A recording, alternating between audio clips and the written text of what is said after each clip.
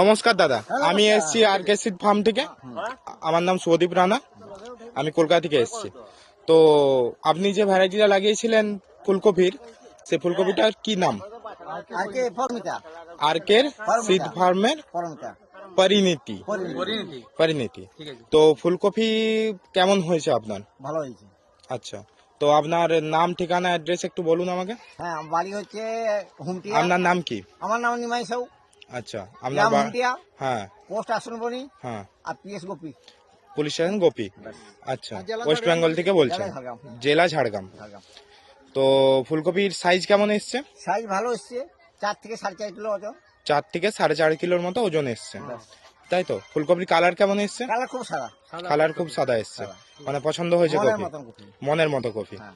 আর আপনার ফুলকপির রোগ জ্বালা কেমন আছে? রোগ কিছু না। রোগ কিছু নেই।